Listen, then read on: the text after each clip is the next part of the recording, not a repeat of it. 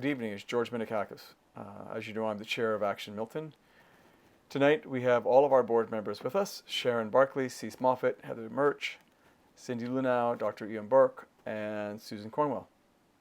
We also have Mike Balkwell, who will be facilitating the meeting as he has in the past, in addition to another guest, David Donnelly. Well, so here we are in our homes and unable to meet in person because of COVID-19. We hope that you're all staying safe. Thanks to technology, we are able to share our thoughts and insights with one another. This evening, we want to provide you with an update on where we are since we last met in person on March 5th of this year. You may remember that at our last meeting, Mayor Krantz, Regional Councillor Best, and Councillor Christina Esser-Dirksen agreed to support an interim control bylaw. Let's call it an ICBL for simplicity. Since that time, we've been working very diligently to achieve that objective. Of course, nothing is without its challenges, and we've had our share of them. We believe that one of the concerns that has come up from the town's lawyer and town staff is that they are concerned about the risk of being sued for something that is referred to as bad faith. That is, if they approve an ICBL. We completely disagree with them, and here's why. We asked David Donnelly, our lawyer, who you met in March, to put his position in writing to the town and their lawyer, which the town has acknowledged receipt of, as has their lawyer. We also hired a municipal planner by the name of Alan Ramsey to provide a planning opinion on how an ICBL can be accommodated by the town. Alan also met with the town's planner to discuss it. Alan's experience and credentials are excellent, as was his recommendation on how to properly prepare for such an ICBL. In addition, one of our community residents, Malcolm Friedland of Stonegate Properties, also asked his lawyers to prepare a position on an ICBL. The law firm called Gowlings did just that. Both legal opinions, Donnelly Law and Gowlings, said the same thing, that there is no bad faith argument and that the town would be within its rights to issue an ICBL to protect the community. Once more, another challenge came our way. The legal opinions we shared with the town are considered to be biased. Of course, we don't agree. These legal opinions may represent the residents, but the town would have received the same opinion from legal firms, other legal firms, or even these legal firms that have won against quarries as well. The interesting thing about opinions is that they all depend on what you ask the lawyer to prove. This is all about managing risks. So you either ask them to prove there is a risk or how to overcome or manage a risk. I would be asking, can we issue an ICBL, and would we be within our legal rights to do so as the town, and how do we mitigate any risks? Unfortunately, because of the legal opinion that the town has received from their lawyer, we are now asking the town to seek a second legal opinion, since ours are considered biased. Of course, a few more setbacks. Colin and Christina will be forwarding a motion next week for that second opinion. However, Christina and Colin have also assured us that our legal and planning opinions will be included in that file to the law firm that has chosen to prepare that second opinion. What's left to be done? Of course, we need the town to vote in favor of an ICBL because we believe, based on two very knowledgeable and experienced law firms, that there is no bad faith argument. A motion for this will be done at the June Town Council meeting. We're glad to hear that. Where are we at with the environmental assessment? We have not heard back from Parmgill since the emergency measures were put in place. We will continue to follow up. The town, region, and Parmgill know that August 2nd is the deadline for JDCL to have its application completed, and sometime after that we'll be told that they have either been approved for their license or that they are going to an LPAT. We need the town of Milton to approve an ICBL now. We don't want to run out of runway. When you step forward to be a leader, it is all about will, conviction, and duty of care. When faced with the threat of being sued for doing the right thing, which in this case is to protect the community, its residents, their water, and the surrounding environment with an ICBL, I would choose to face the risk of being sued versus seeing the community or any individual face any harm. When you step forward to lead, you will always be faced with risks. That's what leadership is about. Tonight we're going to need you to help our leaders know that an ICBL is the right thing to do. Because if they don't, we will be faced with a monumental task to raise hundreds of thousands of dollars to fight an LPAT alone. As I said, Mike Balkwell is here tonight, as is David Donnelly, to make comments, and we are all here live as well to answer any of your questions. Thank you.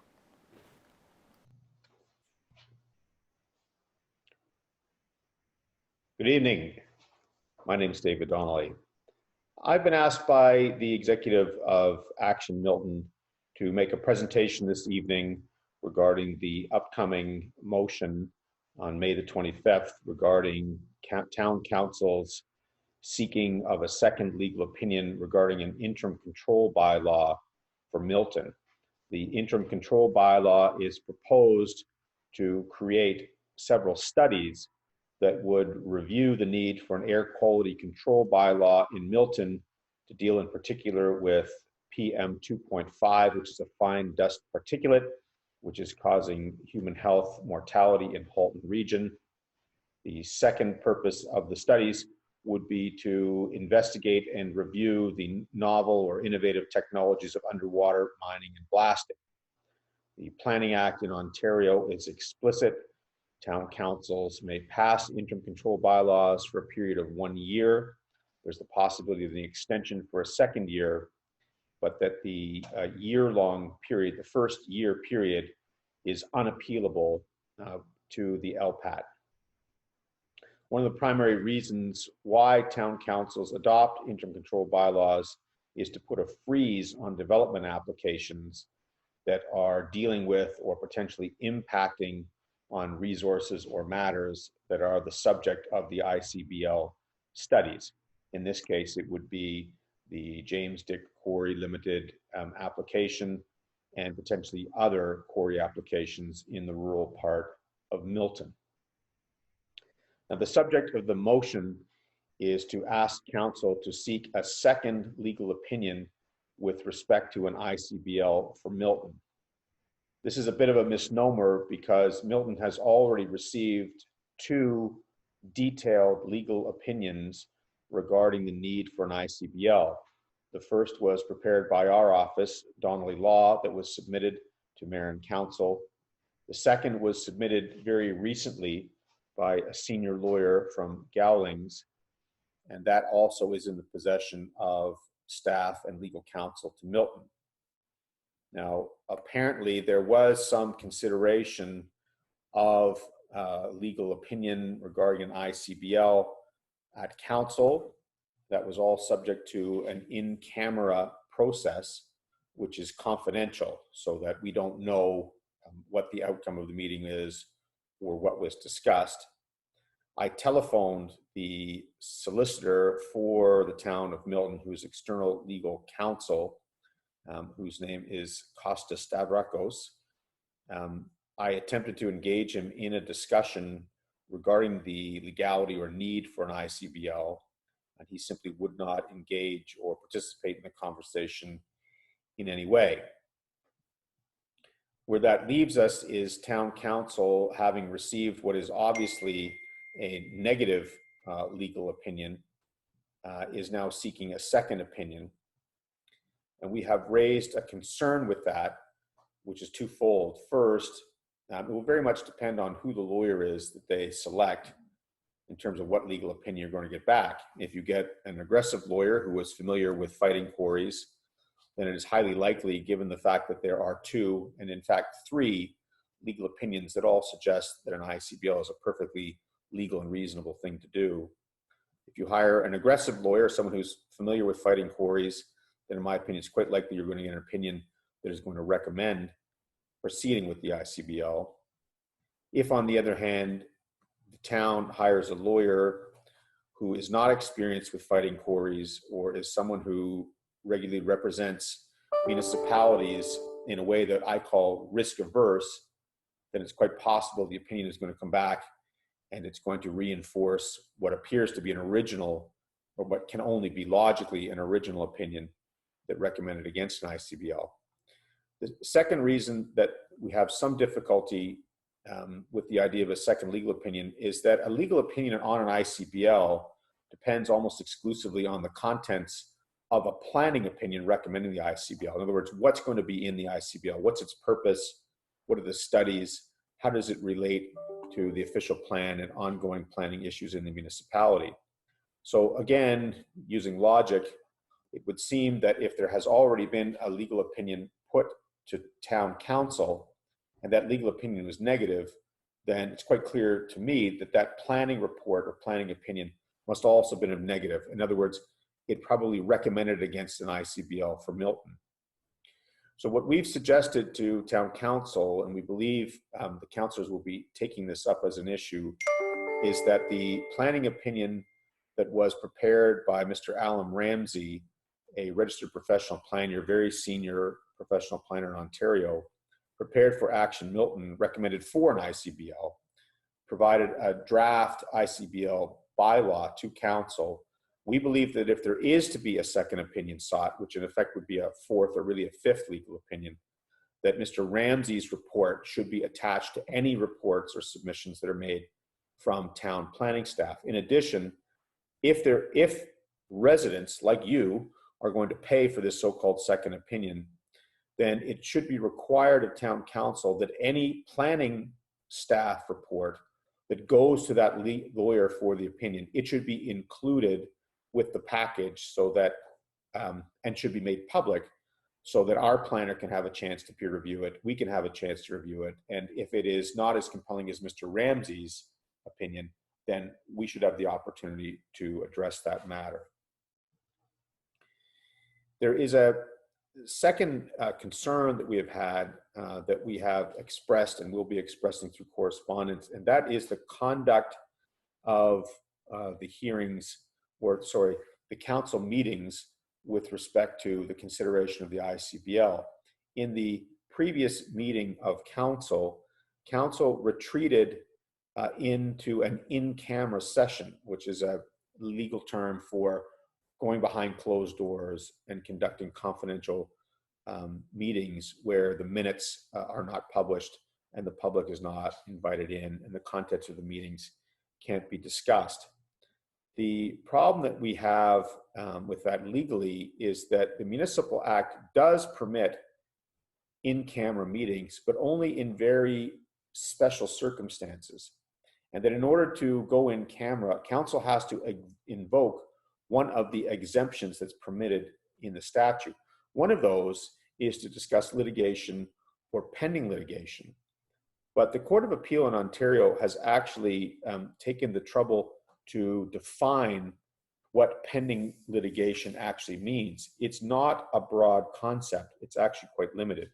The Court of Appeal said in the case of RSJ Holdings versus London, the fact that there might be, or even inevitably would be, litigation arising from the Interim Control Bylaw does not make the subject matter under consideration potential litigation.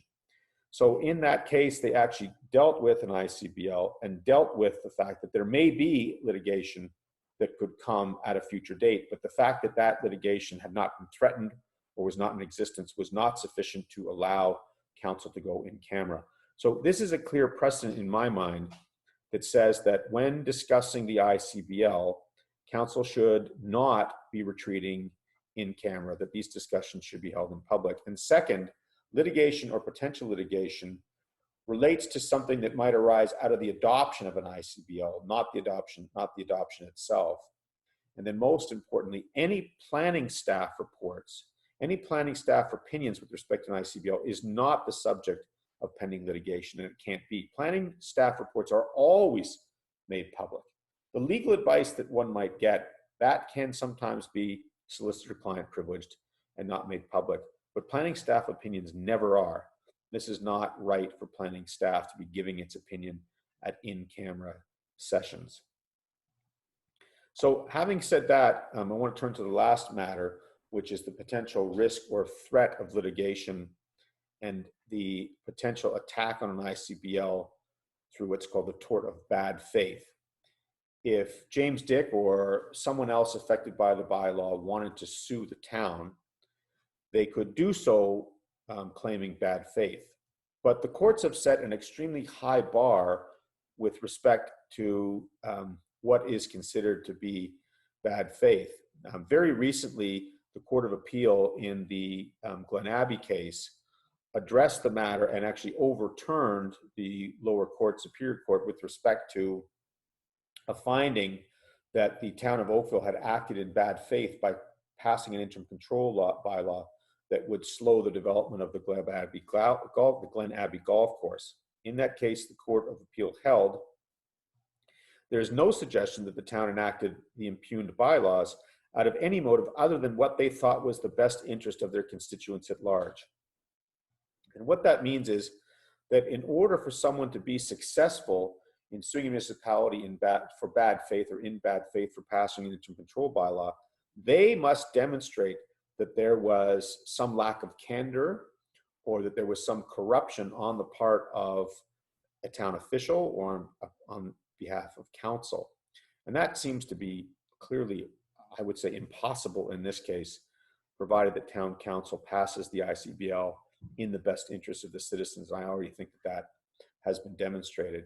In terms of the actual risk to the municipality with respect to a lawsuit for bad faith, the primary result or relief that a litigant could seek would be simply to have the bylaw quashed, which would take several years through the court process. So there's very little risk there to the town.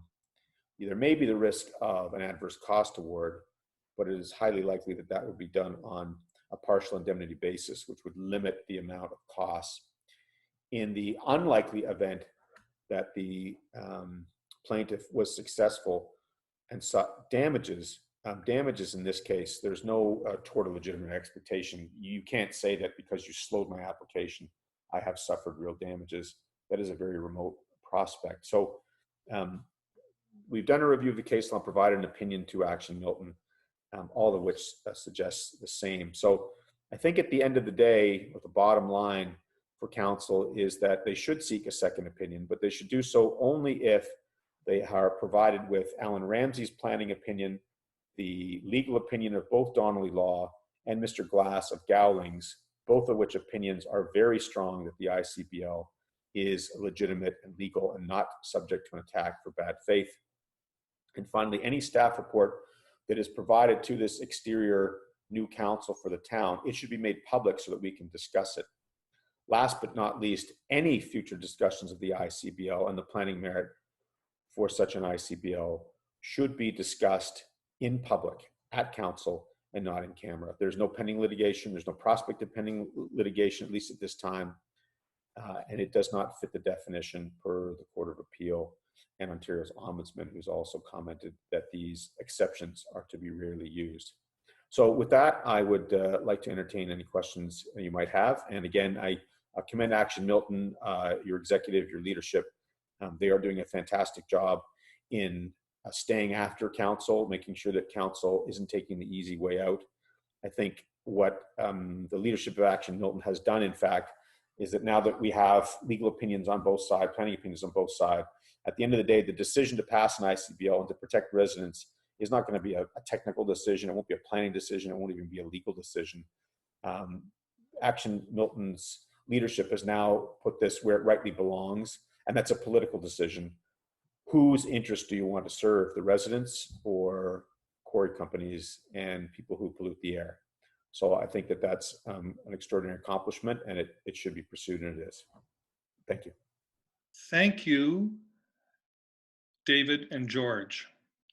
Now I'm looking at the chat box to see if there are questions. And here we go. So the first question, and I'm going to direct this to George. And George, if you want to redirect and do that, but who has claimed the two lawyers are biased? Have they put that in writing? My understanding is a firm puts its reputation on the line with an opinion. I don't know David's firm, but I have dealt with Gowlings, and it seems incredible to me that they can be questioned this way. So who has claimed, George, that the two lawyers are biased? What we've been told, and I'll flip it over to David as well, we've been told is that, well, first of all, there are no councillors at this meeting. The mayor is not at this meeting tonight. They've been told themselves that if they attend this meeting, they would be biased. So we've, that message has been made loud and clear to us that taking the lawyer's opinion, any lawyer's opinion, would be biasing the town. So they would need a second opinion, or stick with the one they have. Is what we've been told. Yeah, I'm not going to be too kind. To suggest that lawyers are biased is somewhat ridiculous. We're advocates. Certainly, we always try and put the client's best foot forward.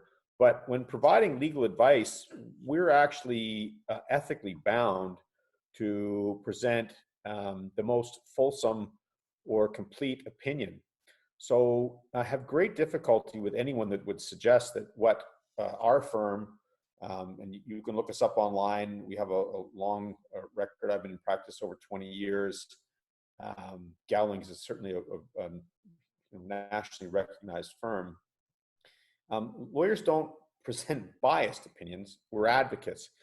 And the difficulty that I have with that is that anyone that would say that would seem to me to have an agenda. So I don't know what's behind it, but it's a very curious thing to say. And I think it betrays, a misunderstanding of the role of a lawyer, and may in fact be an attempt to deflect what is the truth, which is, look, suing someone in bad faith is a very, very high bar.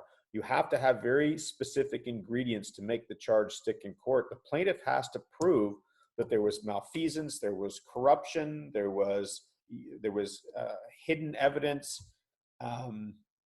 That's just not the case here, and it's not going to be the case here. So I find that very troubling. That is just not appropriate. David, I agree with you. And if I may be I'm going to go out on a limb, and I'm going to say that someone is playing lawyer when they shouldn't be. If you're saying that the opinions that we've had paid for from legitimate lawyers who are advocates, that are telling us that there is no bad faith in this, in pushing for an ICBL and approving an ICBL, for someone to be saying that it's a biased opinion makes us wonder if someone's already made up their mind, and it does concern all of us. So one last point, which is Action Milton has been very clear and direct with mayor and council that making this decision is something that affects everyone. It's not something that should be debated in secret. If there is an opinion out there that suggests that an ICBL could be attacked or they could be sued successfully, well, then let us know. I mean, Action Milton is a very sophisticated group. There are a lot of intelligent professional people in the group. Legal opinions are not something that need to be kept secret unless you're negotiating a price or you've got some sort of strategy that you need to implement. There's no strategy here. It's a question of, can an ICBL in this context be defended in court? And if it can't, then tell us the reasons why, and then we'll go back and we'll fix whatever the defect is in the process or in the ICBL. I mean, keeping this opinion from us prevents us from fixing any defects that may exist in whatever it is that's being contemplated. We're not suggesting something that would be defective should go forward, but if the township has worries about the ICBL that's going to pass, then it should tell us what's the ICBL under consideration so we can fix it. I mean, this is a bit of a dog chasing its tail. These legal opinions and this planning staff opinion, they should be disclosed. Thank you. Our next question, I'm going to direct it to you, David. The next question is, would it not be reasonable for the town to also be worried that if they did not proceed with the ICBL, then the residents could also sue the town for bad faith in not protecting the residents? So that is an excellent point. And certainly the town could be sued not just by Action Milton, but by any concerned resident. I think it's difficult to say at this point whether there would be some action arising out of the behavior of the town. It is a political choice whether they pass the ICBL or not. I don't know that there would be any law, common law or statute that would be violated by not passing the ICBL. As I say, this is really a political decision at this point. And I think there's a second reason why Action Milton or citizens may not want to sue the town, which is we've got a big fight coming up at the local planning appeal tribunal, the successor to the OMB. And it's been Action Milton's intention from the outset is to not fight with the town, but to work with the town and to be professional and to engage with experts. But in particular, where there's a gap in knowledge, Action Milton has been flowing in expertise, planning expertise, air quality expertise. I mean, that's where we'd like to see the resources go. So I can't think off the top of my head of anything that you could sue them on for not passing the ICBL. The remedy, of course, is at the ballot box, that if they don't make this political decision in your favor, then you're probably not being properly represented. Thank you. The next question, George made the point that the window for an ICBL is now, before the matter ends up at the LPAT. Is the implementation of an ICBL by a municipality legally defensible if the matter in question is in the hands of the LPAT or subsequent to a decision on the matter? One of the primary benefits of an ICBL is that it creates a pause on any development applications. The pause allows municipalities to both study a problem, to receive recommendations in terms of a policy fix or a cure, whether through the official plan or through zoning, and then allows the municipality to implement those changes to better protect its citizens. There's case law in Ontario that states very clearly that anything new that winds up before the tribunal that deals with a specific matter that is in litigation or the subject of litigation at the LPAT or the OMB must be taken into consideration by that tribunal. So for example, Milton doesn't have an air quality control bylaw.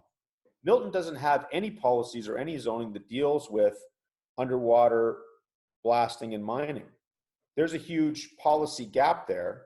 And at the present time, any quarry company can come into the municipality, make an application, and be the beneficiary of the fact that there is no policy regime to deal with this, these frankly, quite serious matters. So LPAT, the OMB, has recognized in the past that any new policies, any new bylaws adopted under an interim control bylaw are then subject of the hearing or are applied to any development application. That is the primary benefit of ICBLs, is that it actually deals with future or pending development applications. That's a primary benefit of doing the ICBL now and not waiting to do the studies until later. Okay, thank you. There's a comment and a couple of comments I'm going to share. And this comment is going to turn into a question. So I'm sorry, but I didn't totally understand the answer about the timing of the ICBL. If the LPAT is already underway, is it too late for an ICBL? David? Good question. That's a matter of what I would call interpretation. So the court has set out criteria for assessing when an ICBL is too late or not in time to affect an ongoing matter. Basically, the ICBL has to be brought expeditiously and can't come late in the day. So an LPAT process can be quite time consuming. It can often take several years to unfold. So if council gets busy now and passes an ICBL, then there is no prospect that the ICBL will hold up an LPAT hearing. If, on the other hand, council waits a year or more, then there is the prospect that the ICBL could hold up the LPAT hearing. That would be prejudicial to an applicant, James Dick, for example, and it is possible that an appeal to court or even LPAT itself would find that they haven't met the test of bringing the ICBL, the studies, and the subsequent policy expeditiously. So yes, to answer your question, there is risk in waiting. Quantifying that risk is difficult because we don't know what the timing of the LPAT is going to be. But I think the answer to mayor and council is they've had this for a while. There is no LPAT process pending per se, but it's certainly on the horizon. And my recommendation or opinion is that council does not have a lot of time to wait. David, is it also true that because the LPAT has not been, we're not going to an LPAT yet, that's not been defined yet, the timing for the ICBL is now, right? Because it's ahead of an LPAT decision. Right. I think fairly, it could take, it could take months to conduct these studies. I mean, frankly, I don't think it's going to be that difficult. All the heavy lifting on air quality control bylaws has been done by Oakville. Burlington is currently studying the problem. It would surprise me greatly if Milton simply didn't adopt a very similar or the same air quality control bylaw as Oakville. So there's not a lot of work that needs to be done there. With respect to underwater mining and blasting, it's a new technology. There isn't a lot to know about it. It's risky. It hasn't been carefully studied. But I don't think that it would take a very long time to come to a conclusion about what needs to be done from a policy perspective to deal with underwater mining and blasting, up to and including an outright prohibition. I mean, this is something quite novel. It's not used elsewhere. It comes with considerable risk. I can easily see a policy that would in fact prohibit it, and that wouldn't take a great length of time to establish that it's a basically untested or unproven technology. So the prospect of getting something like this done in 6 months, 9 months to a year, I think are quite good. But to echo what you said, there is no time to waste because things can get delayed. So yes, I think council is under some pressure to either adopt an ICBL now or to let it go. And if they let it go, then council needs to be answerable to the residents. Okay, so we have a comment and 2 questions, and they all lead us in the direction of what is the action that Action Milton wants us to take. So I'm going to read these out and then I'm going to address them. So the first comment is, the problem is the ballot box solution is too late. Plus, the mayor and our representatives all promised to support us.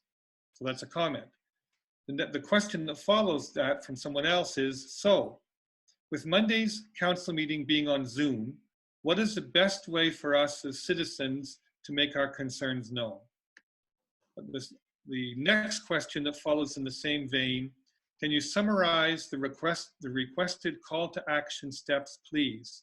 Ask councillors to pass an ICBL, seek a second opinion, keep council discussions public, ask the MPP for the environmental assessment status. So these are great questions, and I'm now going to give you our great answers. So the council meeting on Monday is going to be on Zoom, and we're going to circulate to people the links so that you can zoom in and watch the meeting. And David Donnelly is going to be delegating on behalf of Action Milton. We ask you to phone your counselor and to phone other counselors before Monday, saying you want them to vote in favor of the second opinion. Now, I'm going to back up a little bit. There's 4 hurdles we need to jump, that we need council to jump in the next month. And the first hurdle is for them to vote yes to get a second opinion, and that votes on Monday. The second hurdle is for them to make public the legal opinion and the planning opinions that they solicit. The third hurdle will be for councillors Best and Tesser Dirksen to provide a notice of motion, which would be in the middle of June, a notice of motion to bring the ICBL to council for a vote. And the fourth hurdle, which we would hope would be the end of June, would be for council to actually vote in favor of the ICBL. So it's our intention to inform you every step of the way, ask you to contact the mayor and councillors by phone, and to express your support and your desire, your urgent desire that they act on these. We also ask that you reach out to friends, to family who are in other parts of Milton, so that all of the councillors on council hear this, and that this is not felt to be just a concern for the residents who live in the Campbellville portion of Milton. So we're going to provide you detailed information with talking points and phone numbers and links so that you can join those meetings that occur Monday, the middle of June and the end of June, and so you can reach out to your counselors. I think we're going to have a separate stream of activity around the MPP, Parm Gill, and the environmental assessment, and we'll come back to you separately on that. Part of the reason for that is the EA is a different timeline, and the ICBL is urgent and in fact a more comprehensive way to address the application for the Campbellville quarry. So I'm going to pause and see if, oh, we've got another question here, further question. How is the delegation going to proceed if not in person? So George, or you want to start there? How will David make his delegation if he can't be there in person? It will be done as this is being done right now. He'll be live it'll be on Zoom or a similar platform, so that the counselors will hear him live. They will be able to ask him questions. So it would be as though he's in person. So the session is live, and it'll be current. So we won't be delayed in any way or waiting days to hear back on David's response or statements. David, do you have anything you'd like to add to that? No, it's a bit novel. It's unfortunate that it has to proceed under these circumstances, but they have a good written record from us. Certainly I'll be making a delegation along the lines that we've done this evening, but I think the point of our delegation from Action Milton is to let them know that they can seek the second opinion all they want. At the end of the day, this is going to be a political decision. And if I could add to that, and David, jump in anytime you like, I think what I'd like to share with you is the councillors and the mayor have all indicated that they're on side with us, not for the quarry. They don't want the quarry. However, the feedback they're getting from town staff does not align with what the councillors believe about the quarry. And technically, the town staff, the feedback they're getting is from their legal counsel, whom we don't agree with. So there's the impasse right there, and they have to go through a process. They have to be convinced otherwise. But what the town council and the mayor can do, they don't have to accept what the recommendation town staff makes. They can quite easily direct town staff upon their vote to approve, to go out and work on an ICBL and approve it. So they don't really need a second opinion. If they're aligned with us, that's all they have to do. David, would I be correct? Absolutely. So town councils frequently disagree with staff and vote in the opposite direction of what the recommendation is. A very recent example would be from Romero Township, where our firm represents a group, excuse me, called the Romero Legacy Alliance. Staff was on track, or was very sympathetic to a quarry that was being proposed for Brecon, Ontario. The majority of council was dead set against it. And so when we attended a town hall meeting and pointed out that staff had very little, if really no, experience opposing a quarry, that council voted 2 weeks later to hire an independent planner who is experienced in defeating a quarry, and also voted against the application, despite the fact that staff was essentially recommending the application. So that happened several months ago in Romero Township. It happens all the time. So council should not be, and Milton Council has disagreed or gone against staff in the past. So there's another point that I'd like to raise with respect to staff. So recently, Doug Ford's government has produced a number of ministerial zoning orders, or MZOs, which essentially change or freeze planning or zoning on a property, regardless of whether there's a planning appeal application or not. couple of examples from Vaughan, where there were 2 provincially significant wetlands. Walmart had asked for a distribution center, and so they're going to eliminate those wetlands. They'll recreate them elsewhere, and that distribution center is going ahead. In Brampton, there was an application for a new commercial center that was under appeal by a number of citizens and landowners. The MZO swept away that appeal and gave the developer exactly what they wanted in terms of the zoning on the site. My understanding is that the Ford government has let it be known that any council that wants a change in zoning that would sweep away a developer's rights or citizens' rights must be done by way of a motion asking for the MZO from town council. So I'm a little bit disturbed that we haven't heard back that that invitation has been made to Milton. If it was made, then that should have been disclosed. And if it wasn't made, then Milton should get about the business of contacting the Ford government and availing themselves of this opportunity to ask for a ministerial zoning order, which would essentially freeze the zoning on the land as rural and would do away with the need of spending hundreds of thousands of dollars on a hearing. And George, just to come back to your comments, I think that Christina Tesser-Dirksen said something to that effect at the last meeting when we were all together on March the 5th. And I'm wondering if it's useful for you to remind people of what Councillor Tesser-Dirksen said at that time. With respect to being able to direct staff. Yes. So the staff only offer opinions, and it's up to council whether or not they want to accept that opinion. So if they don't agree with it, as David was saying, they can direct staff, and that's what to act as council wants them to. So if council they're telling us they're all aligned with us and and agree that we don't need this quarry, all they need to do is direct staff. They don't, and to just tell them, you know, we'll take the risk, and we'll deal with any kind of consequences that come our way, but we believe that stopping this quarry is more important. You know, we want you to go ahead and do an IC and produce an ICBL. So this isn't difficult.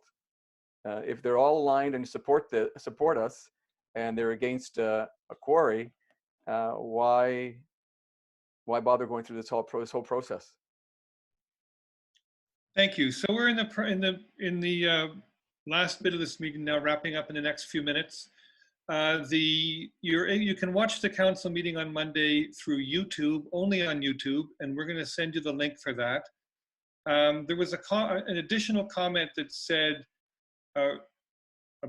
with respect to the delegation, that went really, because I delegated last month and that wasn't happening. So I'm not sure how to respond to that, if something has changed around the delegation, but it's going to be broadcast this Monday and we'll send the information to you. So we're going to send you information. We're going to ask you to be involved in the next 4 weeks. Every week there's going to be something else we ask you to do. I'd like you to know, to pass the message on, that Debbie Stokes, the honorary mayor of Campbellville, has a few signs for people who want to thank essential workers. And also we have replacement signs for anyone whose Stop the Quarry sign is faded, or if they don't have one and they'd like one. So again, we're going to be sending out email to you with Debbie's address and pickup times for those signs starting on Sunday. I've just received another question. Will you send us the phone numbers of politicians so we can easily call them? Yes, we'll do that. And also, this one I think maybe is for you again, David. Would the courts not consider a bad faith accusation from James Dick, since the reason publicly stated by action is the reason for the ICBL is to stop the quarry? If the ICBL was being considered 2 years ago, then the ICBL would not be associated with just stopping the quarry. The short answer is no, just because there is a potential or perhaps pending application does not disturb the legitimacy of the ICBL. In fact, many ICBLs are adopted in response to a development application. So recently, our firm represented a group in Thorold, Ontario, that was concerned about a very large industrial scale medicinal marijuana plant being built in the municipality. We went down there and made a presentation to council, showed them the gap in their official plan and their zoning to deal with things like industrial marijuana, which is considered to be an agricultural product, even though it's grown in a factory. Mayor and council adopted our submissions, sought a second legal opinion, and in fact passed an interim control bylaw, even though there was a development application with respect to the facility, and that has not been appealed to court. So the answer simply, and of course I'm giving you a sort of a simplistic answer, but the answer is no, this application does not target James Dick. It targets the rural areas of Milton. It's high value mineral extraction in Milton. Anybody can come at any time and make an application. You've got this gap in your policy regime and council needs to fill it. Okay, folks, we're wrapping up shortly. The next thing is in a moment, I'm going to pass it back to George for some closing comments, but I'm just checking one more time. Is there a last comment or a question anybody wants to pose? Going once? Going twice? Okay, George. Okay. Closing comments, please. All right, thank you. First of all, I want to thank all of you for taking the time to be with us this evening. Although, look, COVID-19 is a real serious health issue, so we all need to continue to stay safe, and this is the best way to communicate at this time. But the time will come when we can be together again as a group. I also want to just quickly thank the board, because a lot of what's happened here so far would never have happened without that group of people. I mean, myself individually, you would have gotten nowhere with me. This group of people has really pushed the envelope in many, many ways, and many times very challenging. And we've been very fortunate with the group of people at the table. I want to thank Mike for always being great at facilitating these sessions, and Megan for managing this. I told her she's hired. And David from Donnelly Law, thank you so much for all your guidance. We believe we've taken the right path. Maybe I'll be as bold to say, in our short period of time, we have come further than any other group that has faced the same issue. And we've done it with a lot less money, because we've knocked on the right doors. We've gotten verbal support. We do have Parham Gill working on an EA. We just need to find out what the status is. And the counselors are working on an ICBL. They have their job cut out for them. But at the same time, this is about protecting a community. It shouldn't be about whether or not, are we worried about, being sued, or, one company, one business. Although businesses have a hard time today, for sure, one business should not be able to weigh in on 11 or 1,200 residents in the rural area and 100,000 in the urban area. That's not the way things work. And I really believe that whether you're concerned about your home, what the blasting will do, how air quality will change, or the impact on water, whatever it is that you're concerned, it could be all of the above. This is the reason why we need your help to step up and make those phone calls, because we make the phone calls, they take us seriously, but we're 6 or 7 voices here. That's not enough. The community needs to be heard now, and now is the time. We don't get a second chance at this one. This is the timing for this is now. So I thank everyone for being on this call and for your questions. Thank you. Mike? That brings us to the conclusion of the meeting. There's a couple of comments here like, great meeting. Thank you to Action for your hard work. Thank you to everyone at Action Milton for your time and perseverance. Let's all call the politicians now and hold them to promises during the election. So we'll be in touch constantly with you in the next month.